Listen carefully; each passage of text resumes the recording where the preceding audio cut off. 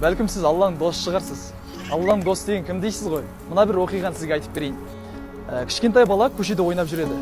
Сол көшеден өтіп бара жатқан қария ол балаға мейірі түсіп, осы бір балаға тәттілер алып берейінші, мүмкін қуанып қалар деп дүкенге кіреді. Дүкеннен толтырып кәмпит, басқа да тәттілерді алып, жаңағы балаға береді. Сол кезде бала қуанған соншалық, ата, көп-көп рахмет. Бұл тәттілерді әкелгеніңізге қарағанда сіз Алланың досы шығарсыз деді. Оған таңғалған қария, неге бұлай дейсің балам деп сұрады. Оған кішкентай бала, мен кеше түнде Алладан маған тәттілерін әкеліп беруін сұрадым. Бірақ ол тәттілерді сіз алып келдіңіз. Сондықтан сіз Алланың досы шығарсыз деді.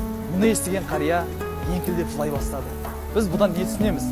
Алла тағала өзінің достарының жақсылық жасаған қалайды. Сондықтан да шынайы жүрекпен жақсылық жасаған болсаңыз, сіз Алланың досысыз.